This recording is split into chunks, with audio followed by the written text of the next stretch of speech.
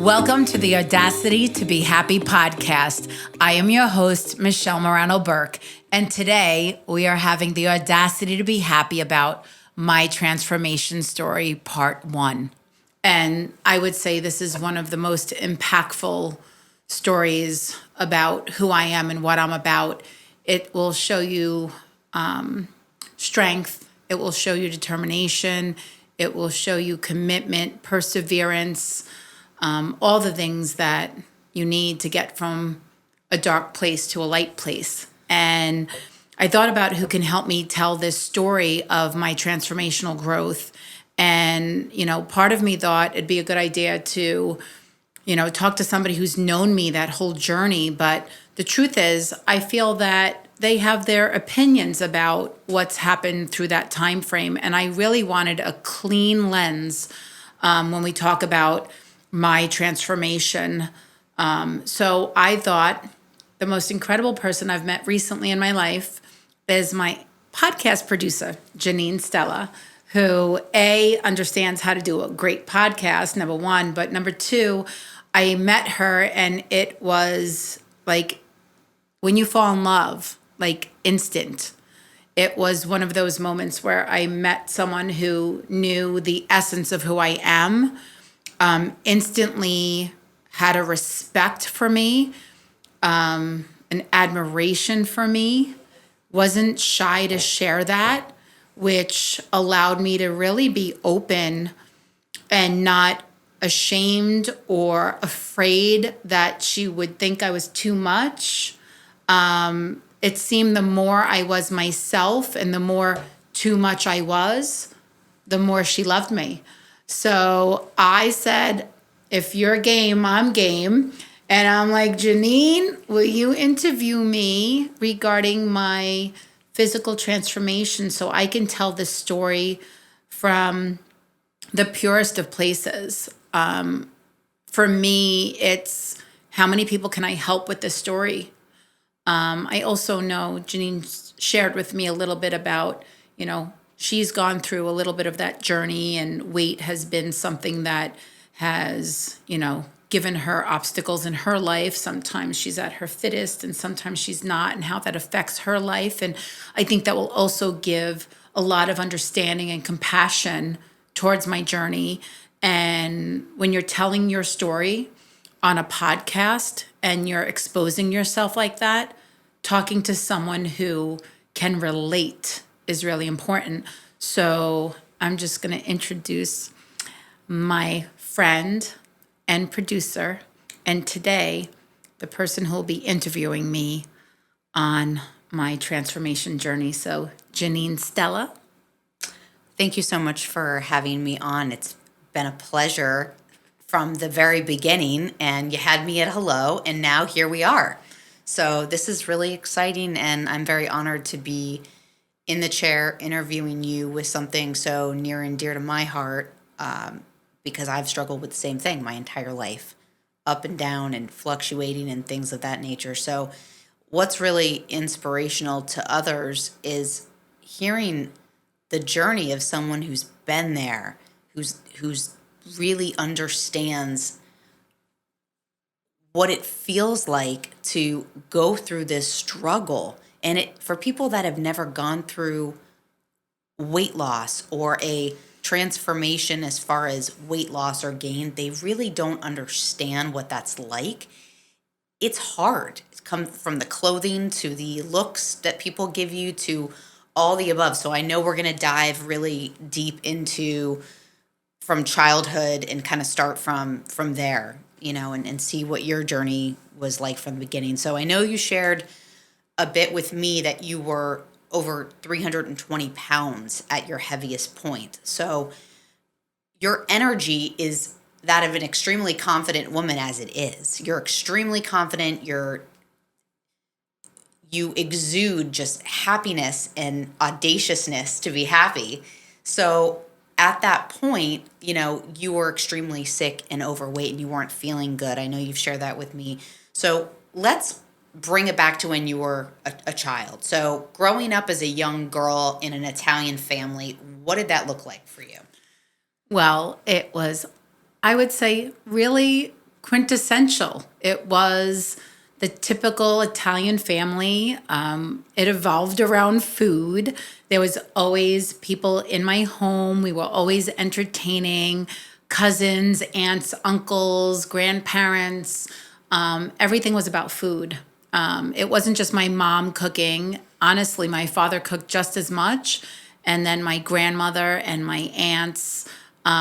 So there was always cooking. Cooking was a source of fun, entertainment, connection, let alone the food was delicious, beyond. And I did grow up becoming a really exceptional cook. And if I do say so myself, but I've gotten that from many others. But as a child, I didn't overindulge. I did it, normal. I enjoyed the pasta. I enjoyed the pizza. I enjoyed the fried chicken cutlets. Everybody who's Italian knows what that's like to come home from school and not get a peanut butter and jelly sandwich, but get a fried chicken cutlet or a fried meatball. Holy cow. But I wasn't a big eater. I didn't overeat as a child. So I did not deal with childhood obesity by any means. I would say that I definitely had a slower metabolism because I wasn't a big eater. So I always did have a little extra weight on me, but it wasn't extreme until later in life. In my 20s, a trauma happened in my life. But before we go to the trauma, I want to share with everyone what it was like to be in high school in the 80s. So in the 80s, it was very popular the 80s in New York, at least, in Staten Island in particular. There was a brand of jeans called Chic, CHIC, I think. And on the back pocket where your belt is, they actually had embossed your size, a 0, a 2, a 4, a 6. And in the 80s, what was acceptable as the best figure and who looked the best was a size 0 and a size 2.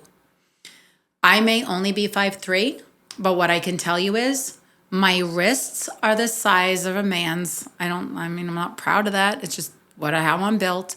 And at 5'3", I have a size 10 shoe. So the expression, I am big boned, wasn't an excuse for me. It really was explaining my body type. I have broad shoulders, broad hips, narrow waist. I have an hourglass figure.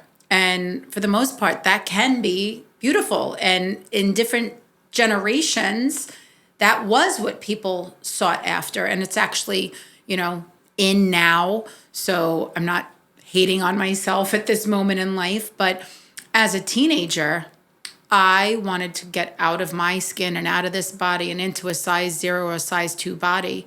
So that dysmorphia started in my teenage years. And also I started to really understand that my metabolism was not like my peers. But there was no education on thyroid and other metabolism issues.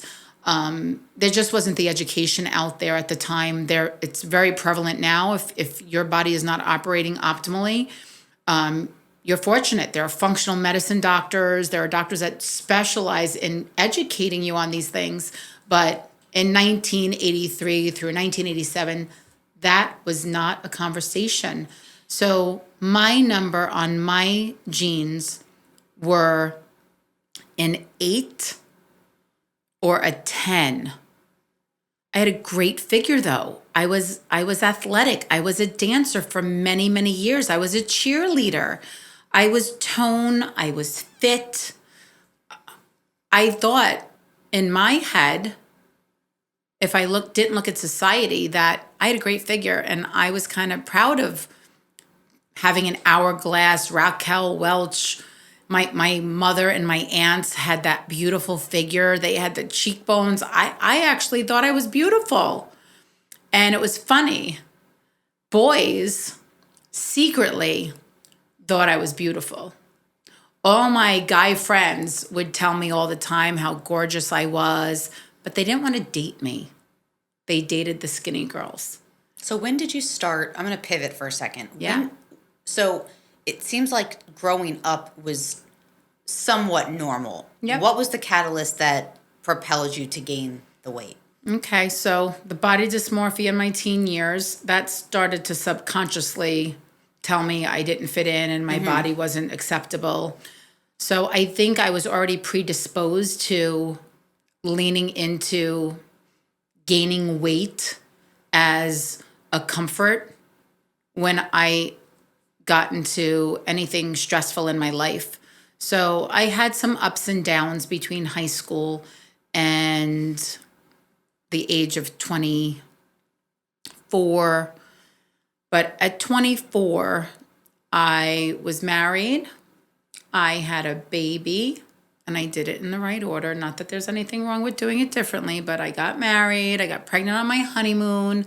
I did not gain weight during my pregnancy. I actually was very ill during my pregnancy. I felt like I was allergic to the baby. I lost weight during my pregnancy. So I kind of thought I'll be okay weight-wise. But my second child, as I was 7 months pregnant, I'm going to take you to a really sad story. Hard to tell, but I'll tell it. I think it's important to understand how trauma affects people, women in particular. My story is going to be a story that resonates with many, so I hope it helps. I found myself 7 months pregnant. I had a beautiful 3.5, 3 3/4-year-old daughter. She was amazing, most well-behaved, kind, sweet little girl. So excited that I was going to have a baby. We already did know it was going to be a little girl, even though back then you barely knew, or you thought you knew, and then you were like, surprise, ultrasound was wrong. But we did know we were going to have a little girl, so we were already calling her in my belly, and she was just, it was a good pregnancy. We did well. My little helped me so much, but at 7 months, I was out with my husband, and we went on a business call. We owned a business, and he went on an estimate, and sometimes me and my daughter would go, because right after the estimate, we'd go to dinner. We were a really tight family unit. We had a really wonderful, happy life. So I thought, we were in the car waiting for my husband to get out of the appointment, and we found something in the car. It was a questionnaire from a women's magazine. I don't know if it was Cosmo or wherever. And the questionnaire was kind of provocative. And the answers on the question, first of all, the fact that there was a Cosmo questionnaire in my very masculine, manly man, hunter, fisherman type of husband's truck seemed odd, for sure. But I'm so all love, and I don't know. I didn't even have a radar up at all about it. Maybe subconsciously I did, but consciously I did not. And I'm reading it, and I'm reading the answers, and the answers don't fit my life with my husband. So I'm like, well, whose is this? Because these answers can't be right. That's not my husband. He wouldn't answer those answers. And then it was like a lightning bolt hit me in the heart. It's like everything flooded to my brain and my heart immediately. I knew everything that had been going on in an instant flash. All of my subconscious awoke. Is that a word? Awakened, whatever it is, who cares? And I instantly knew I was in danger. I instantly knew my whole life was about to fall apart, and I couldn't stop it. And it was going to come on like a freight train. So what I concocted in my brain was that my husband was having an affair, and that I instantly knew who it was. And how it unfolded was, I knew I had to calm myself down. I was 7 months pregnant. I had a little girl in the car, who I wanted to protect. So back then, I guess it was 1997, there were these small VCR things that you could watch Disney movies on, and I had that set up for my daughter, and I would put that on and be like, okay, watch Little Mermaid or whatever movie it was, Lion King. And I said, let's put that on. And because I felt my nervous system start to go awry, I knew I wasn't going to be able to keep my stuff together. So I got her buckled up back in her seat, and she was watching her video, and I see my husband walking to the car, and I literally feel like I am going to pass out and die. I knew I was going to, there was no way to hold it back. I wasn't even going to make it home. I knew I was going to have to say something when he got in the car. And he got in the car and he looked at me. And like I said, we had a very good relationship. We did love each other. And he looked at me and saw extreme trauma. I saw in his eyes that he knew exactly what was about to happen. We were able to communicate like that. And I looked at him and I said, "You're having an affair."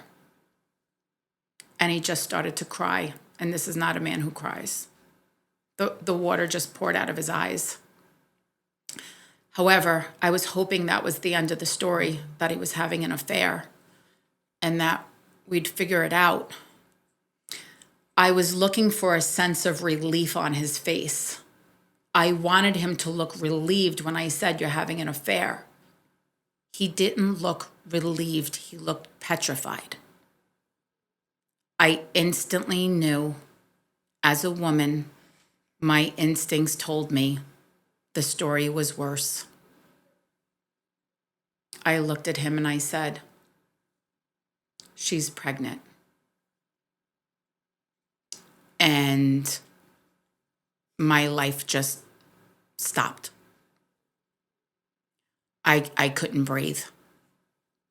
I was really scared for myself. I was scared for the baby. And he just nodded his head yes. He couldn't speak. I then claimed the name of who it was. I knew instantly, even though I had no suspicion. I knew that there was somebody who idolized my husband. And even though we had this beautiful, healthy relationship, we loved each other very much, that idolizing was so tempting. And he was such a broken man that being idolized by someone was intoxicating for him, and he couldn't refuse it. The affair, I named the name. He nodded. I knew who it was. Within a minute of him getting in the car, I knew he was having an affair. I knew it was a long-term situation. I knew she was pregnant, and I knew who it was. I then knew I needed to gather myself as quickly as humanly possible. I got on the phone with, back then there were cell phones. I think it was one of those really big, weird-looking ones with an antenna, Nextel or something like that. I got on the phone with my cousin who lived around the block from me, who had a child the same age as my. And I said, "I need to bring to you. She needs to spend the night. We have a serious situation. I really need to drop her off right now." And it was late, maybe 7:30, 8 o'clock. That wouldn't be like me to ever do that to a family member. I don't lean on anyone. I lean on my own strength. And if I did lean on anyone, it would have been my mother. And I'm not sure, I'll be honest, I don't know why I didn't lean on my mother at that moment. It's hard for me to understand why I didn't. And it's just coming to me now as I'm telling you the story. It's hard to tell your mother that your husband is having an affair and pregnant with another. I mean, that's not an easy conversation to have. So your first instinct probably was not to go to her. Can I tell you why? He didn't have parents that loved and cared for him. My mother did. And he loved my mother like a mother. And even in my pain, I wanted to protect him. It's becoming clear again why. I wanted to protect him. I didn't know how bad the story was going to be.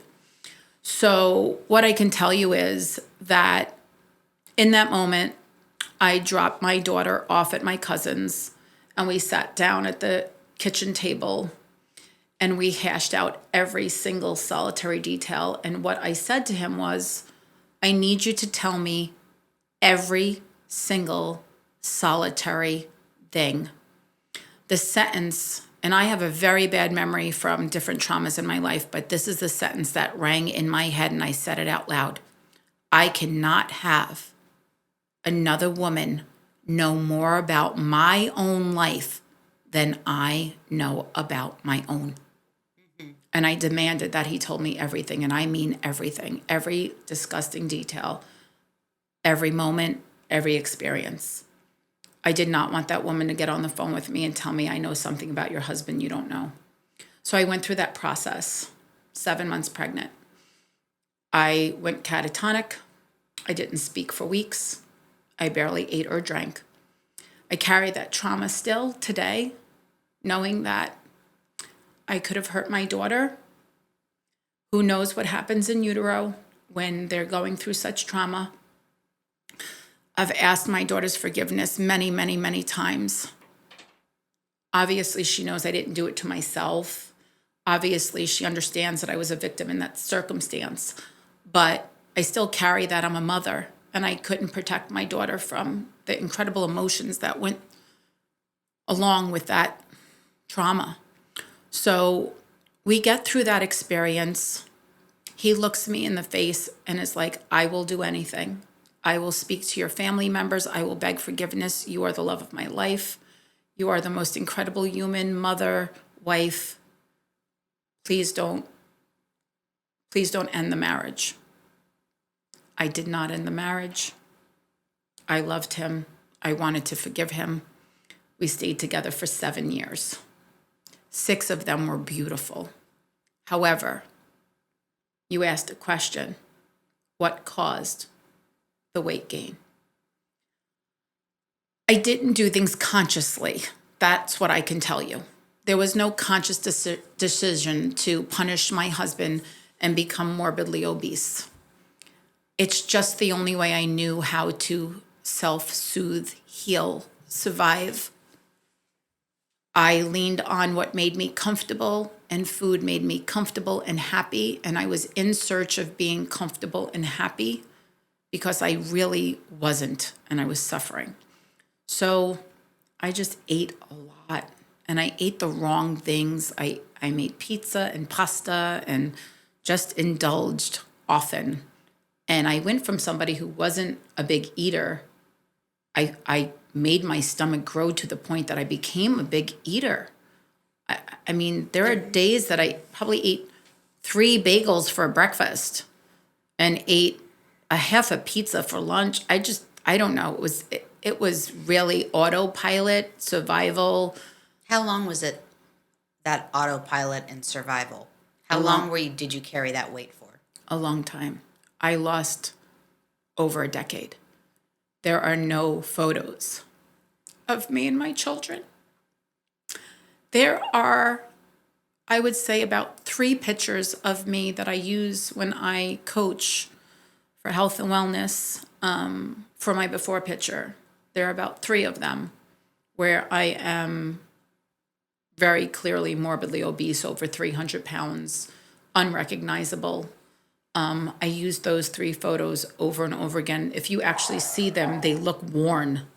The pictures look worn. You can't even find these pictures in their original content because we've scanned them and used them to death.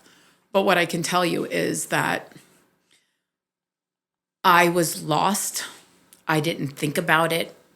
I just existed, and I dug into being a mommy. And I really did believe, outside of not giving a good example for health and wellness physically, I really thought I was a really involved, caring, loving mother. I cared very much about my children's education. I cared very much about their physical well-being. I was very involved in their school. But how did other people treat you? Oh, don't even ask. Don't even ask. I have been catcalled, hey, fat ass, out of a car.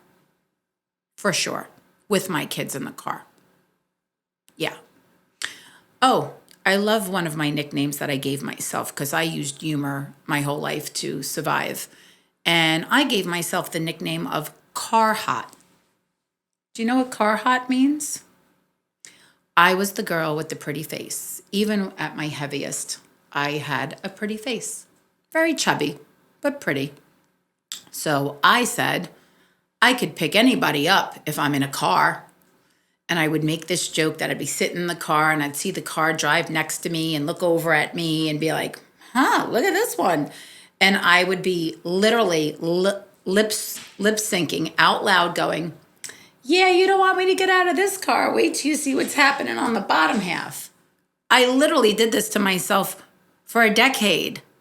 I told the joke over and over again. I think everybody who knows me knows that I called myself car hot. And we all laughed. I made it okay to laugh at me. I didn't know how else to deal with it. It was a long, It's a long journey. sad chapter. So you're going through that. You're struggling with that for well over a decade. What happened to you professionally? How did that affect you? So we owned a fence company at the time, and I always wanted to be more involved in the business end of things. I had a very strong business mind, but, there were different reasons why I didn't get more involved. But what I did do is I started to write a newsletter for the Fence Association because I could do that from home, right? And I don't have to be in the public eye. So I took on that role. But then I also got involved in running trade shows for the fence industry.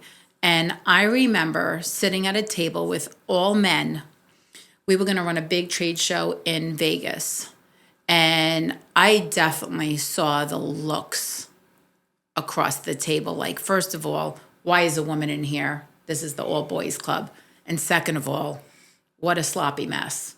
Even though I wasn't, but I did get that look. But I also knew that I had this audaciousness about me even then, because I knew if anybody took 2 minutes to talk to me, they would fall in love with me. And they would instantly forget what I look like, because I had this incredible human inside that didn't match the outside. And I used to be mad at people for not having x-ray glasses, but I understand now. I understand what I look like and how that reflected, what they perceived I was. But I was strong enough to lean into those people that gave me that vibe of, you know what? I think that person will see me. I'm going to talk to them. And I remember talking to this guy, Jack.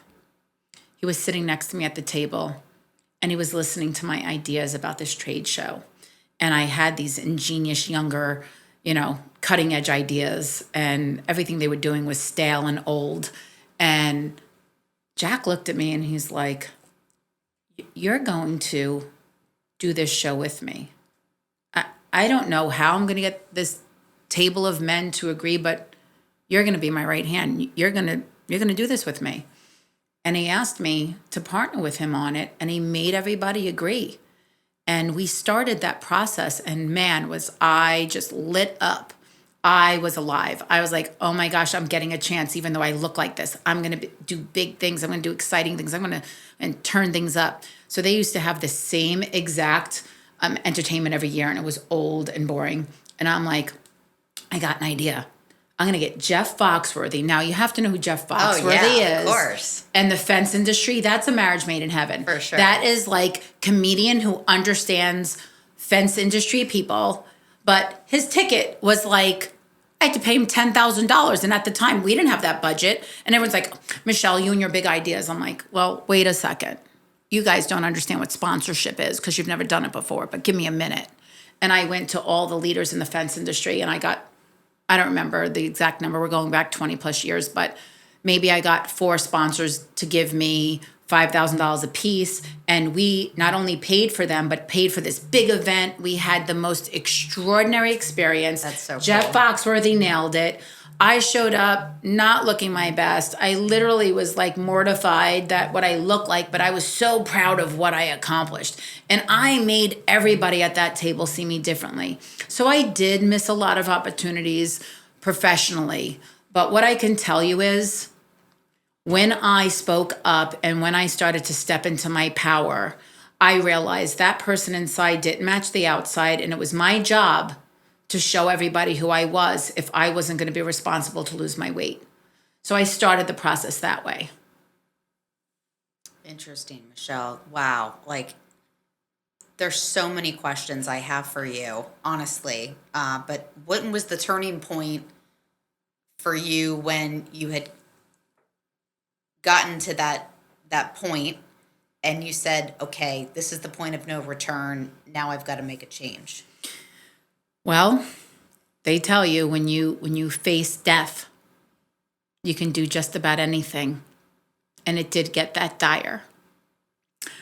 I was 38 years old, over 300 pounds, and all of a sudden my oxygenation dipped into the 80s.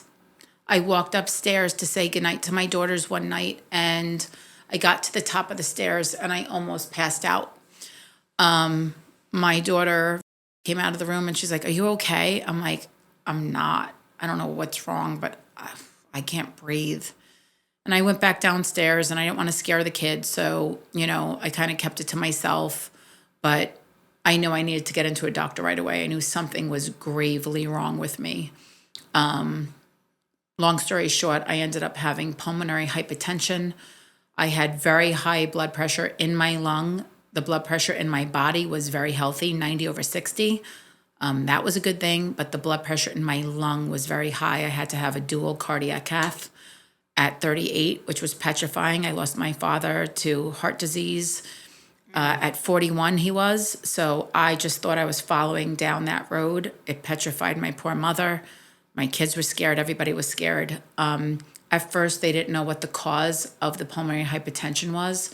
So they categorized it as primary pulmonary hypertension, which has a death sentence.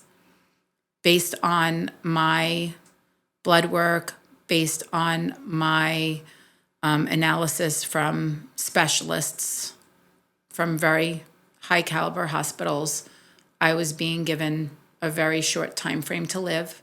I was put on oxygen 24/7. I could not leave my home without being on oxygen. I had a CPAP machine. I could not walk more than from the door to the car. I was told it'd be a good idea to take that last family trip, which we did. We planned and went to Disney. We went with my current husband, my ex-husband, my 2 daughters, and my 2 beautiful stepdaughters, and we all went, and we were together on the ride Soaring, which had just come out. It was a beautiful ride, and we're all kind of on there holding hands, and they didn't know what was happening in my mind and my heart, but at that moment, I claimed my life back. I knew I wasn't going to die, and I knew I had to get home and start calling the doctors and find who was going to save me. And I did all of that. I went to UPenn. I found an extraordinary doctor. I walked in with my mom and I, and after, my evaluation, he looked at me and says, "I'm not sure what is causing the pulmonary hypertension, but I won't let you die." And I couldn't believe a doctor would say that. But he knew what he was doing. He was the best of the best. It was very rare that I was able to get in. He was not taking new patients, but he knew how gravely ill I was, so he took me. In a short time frame, we figured out what it was. I had something called left ventricle diastolic dysfunction. There was no cure or treatment for it. The cure and treatment was I must lose weight at any cost. And I wasn't able to walk because of my oxygen. My metabolism was extremely low because of my inactivity, my oxygenation, my body. Everything was against me. My thyroid didn't function. I was a medical mess. I was taking a bag of pills. I still needed to find out how to lose weight. So you probably tried every fad diet out there, right? Nope. No? I was brazen. I'm like, I'm not doing any fad diets. So This what'd ain't you a do? fad. Tell me. This is like life or death. So God's good to me, and He brings the right people at the right time in my life. I didn't know all that at the time, but I now do. Thank goodness I learned my lesson.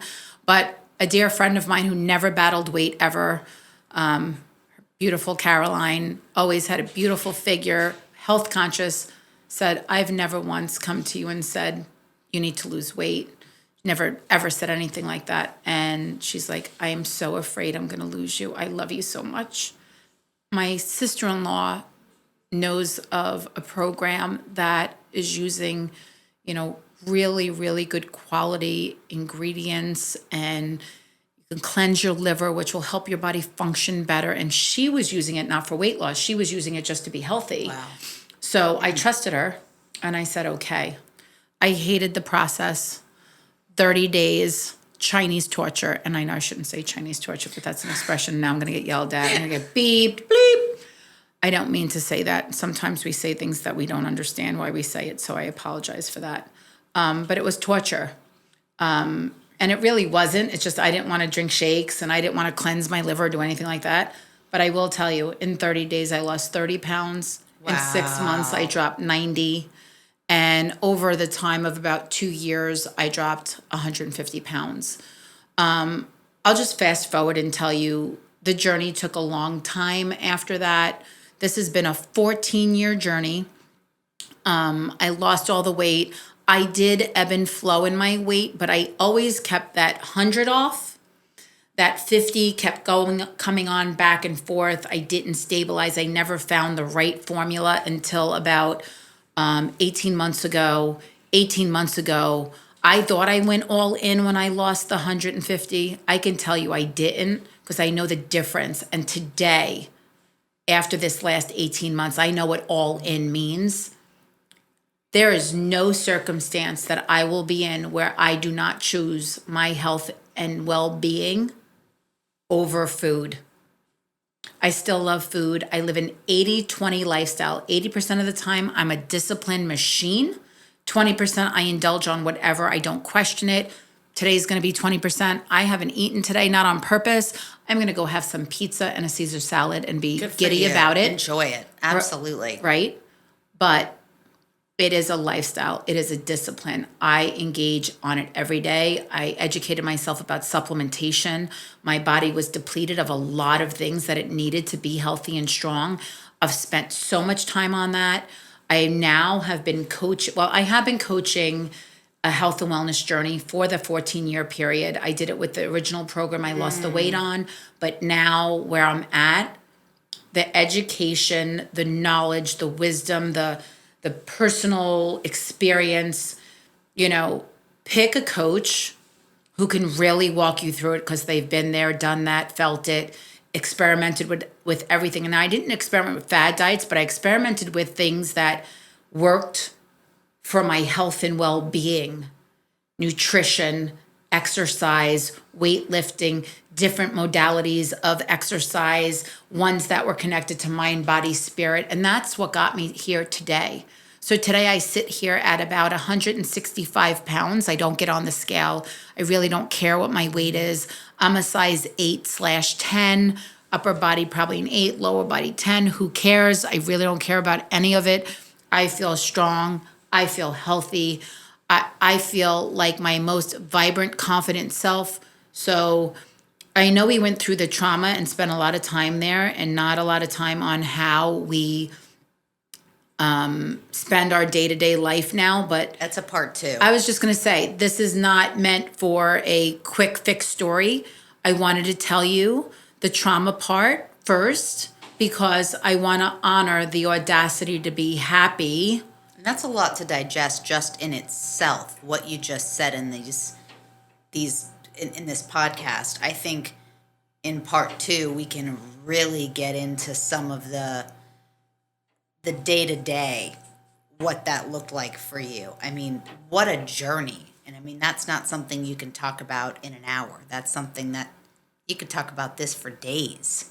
you Well, know? I never want to bore anyone, but No, it's so what I can interesting. tell you is that I have met the most incredible people along the journey.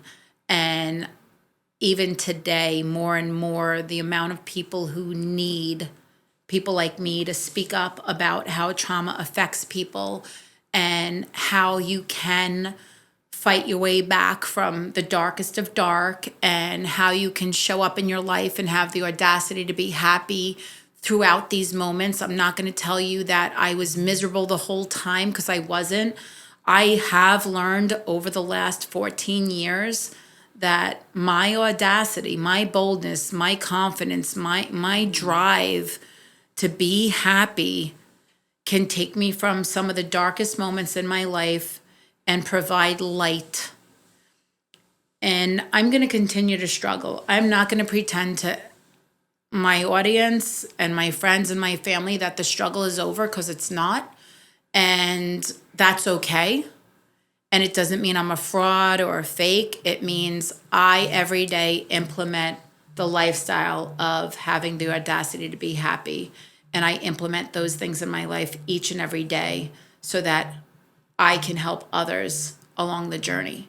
And that's why I think I continue to have obstacles. I think that constant reminder is there's always going to be something that can stop you from being happy.